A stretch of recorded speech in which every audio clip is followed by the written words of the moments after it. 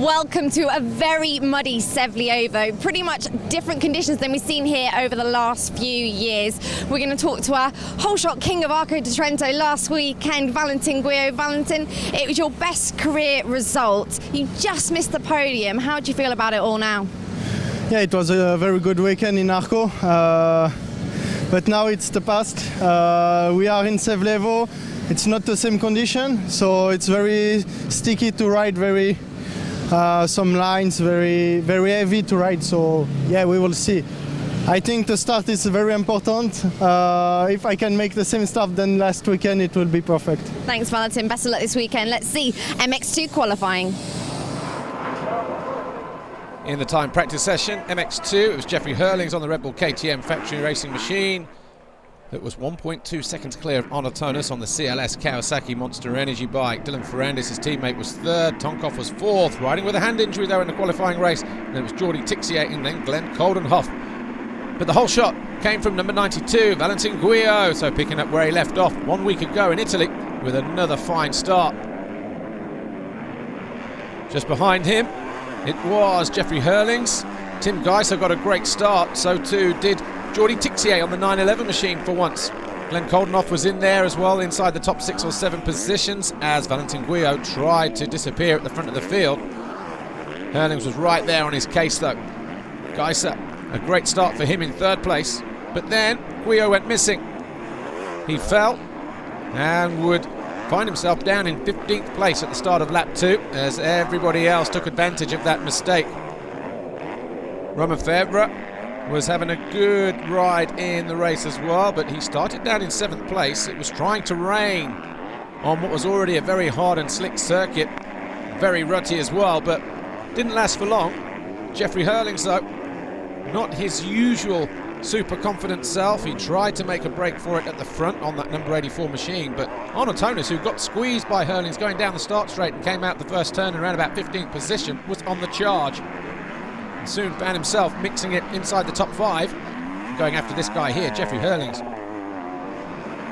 Tonus got himself into 2nd, Febvre found himself into 3rd. Mel Pocock had a great start on the HM Plant KTM.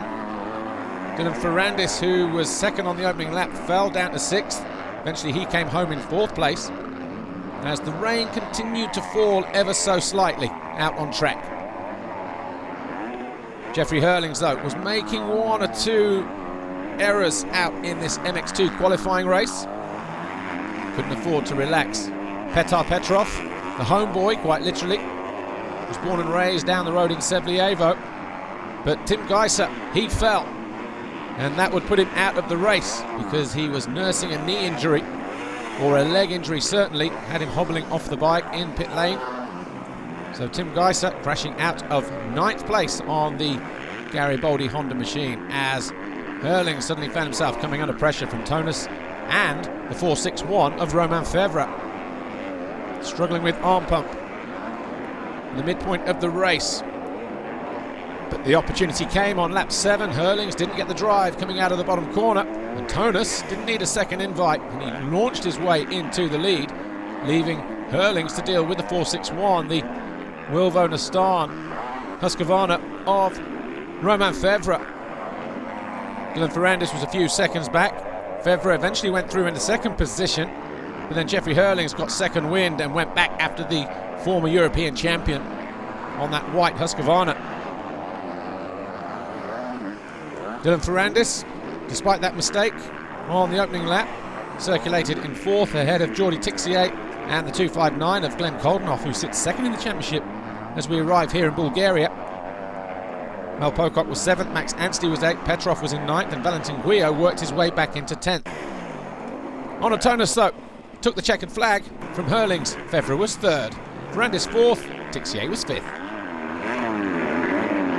Onotonus, you did a great job of stepping up the pace in that qualifying race to put yourself just behind Jeffrey Hurlings, but it seemed like he allowed you to pass quite easily and then was almost toying with you in those last few laps. Would you agree?